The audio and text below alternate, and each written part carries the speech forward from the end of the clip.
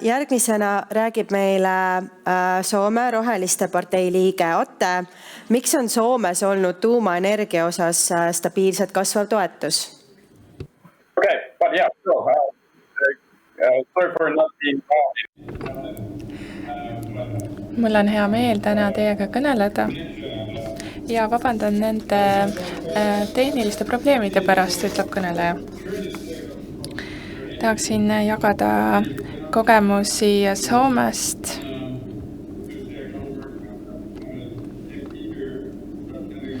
Ja mõni sõna ka minu enda taustast. Olen parlamendi liige, Roheliste partei liige ja ka Roheliste partei aseesimees.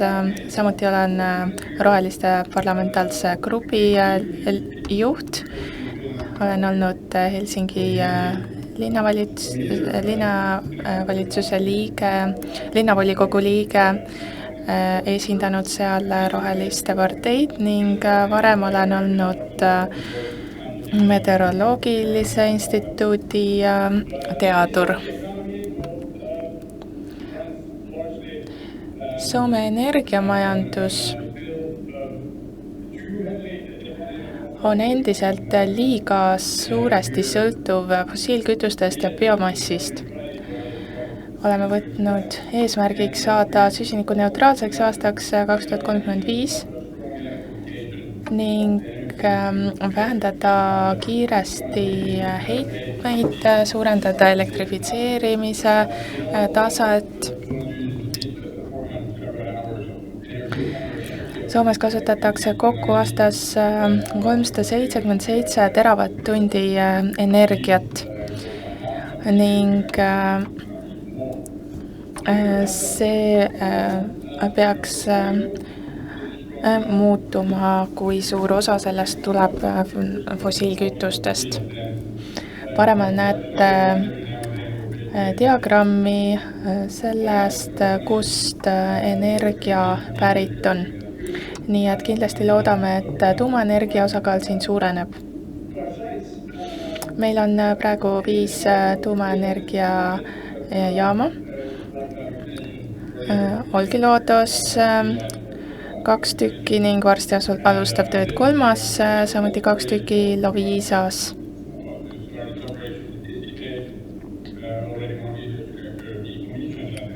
Samuti on meil 1 suletud tuumaelektrijaam, 1 ehitusel olev ning 1 tühistatud projekt.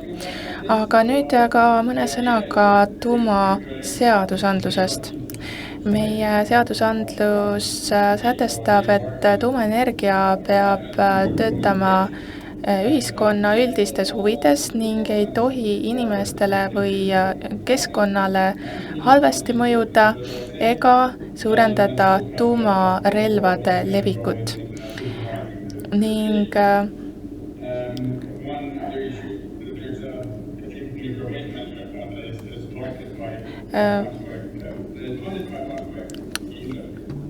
tõlk vabandab, kõnelejatel on keeruline kuulda.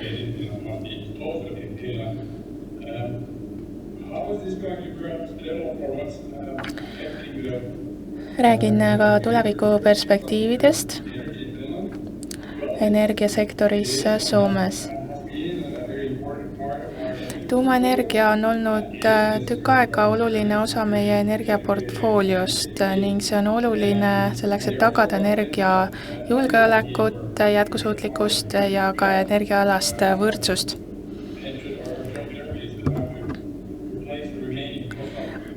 Meie eesmärgiks on asendada sellised elektrijaamad, mis endiselt töötavad fossiilkütuste alal ning samuti tagada bioloogilise mitmekesisuse säilimine meie metsades ning süsinikusidujate suurenemise. Ja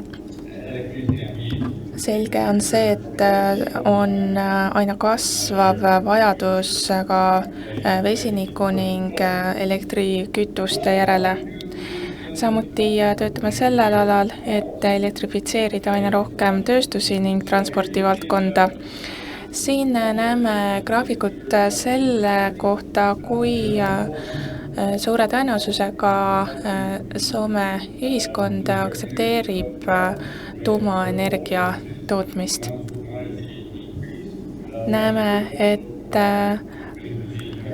aastate lõikes on rohkem inimesi tekkinud, kes on nõus tuumaenergia kasutuselevõtuga, siis lilla tulp vasakul näitab aktsepteerivaid inimesi.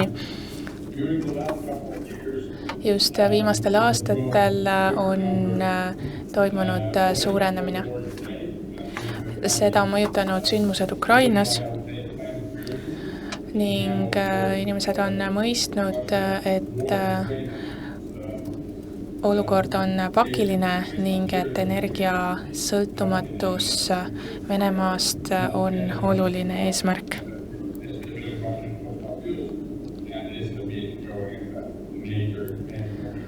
Niisiis väga suur on olnud just viimase aasta jooksul kasv tuumaenergia aktsepteerimises.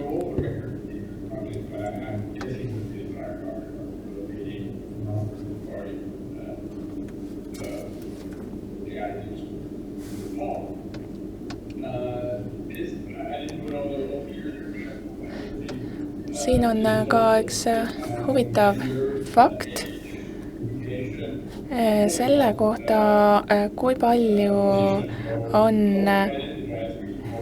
suurenenud hääletajate arv, kes hääletasid Roheliste partei poolt.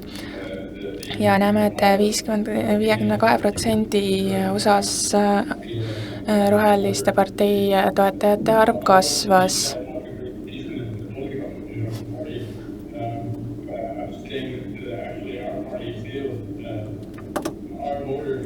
Võime öelda, et meie poolt hääletavad valijad on üldiselt skeptilised ning siiski on meil väga suur toetuse kasv olnud.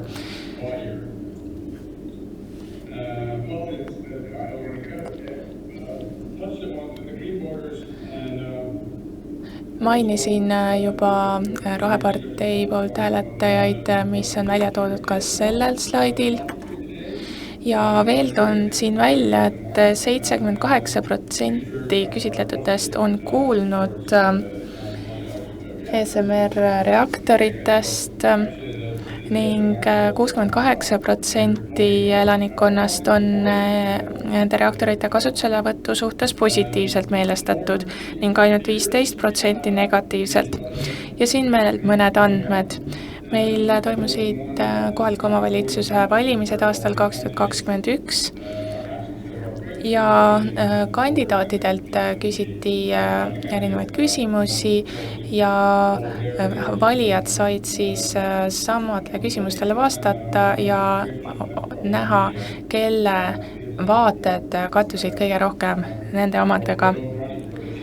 Ja siin küsisime ka linnavolikogu kandidaatidelt seda, kui suure tõenäosusega nad toetaksid tuumaelektrijaama ehitamist. Ja siin näeme, et kohalikul tasandil on samuti aktsepteerimine üsna suur.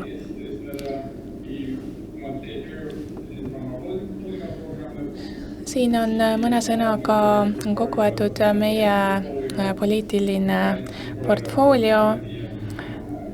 Meie jaoks on oluline, et tuumaenergia oleks ohutu ning et see oleks osa jätkusuutliku energia portfooliost.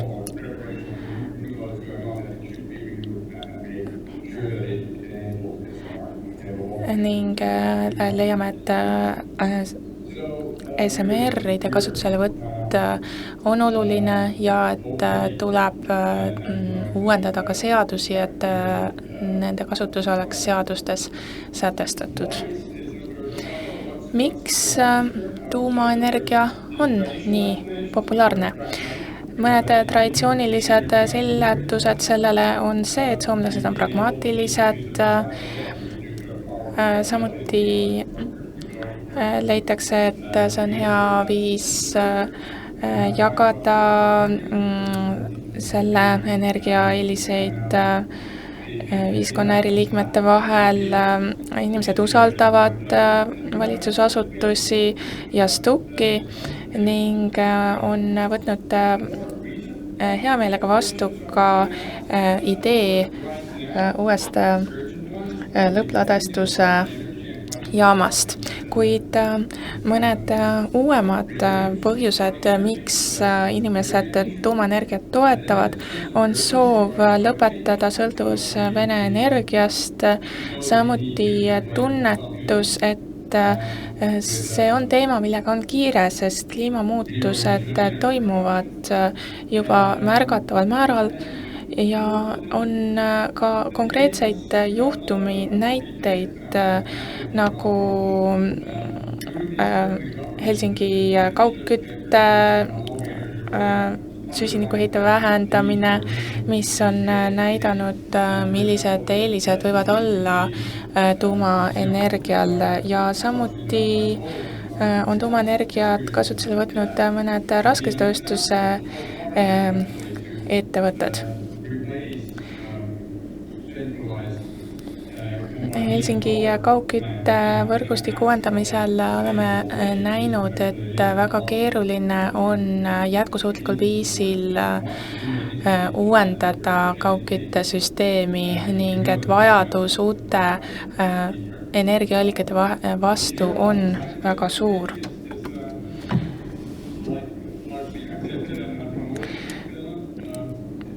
Samuti usaldatakse Soomes enamasti teaduspõhist poliitikakujundust ja samuti toetab seda meie partei.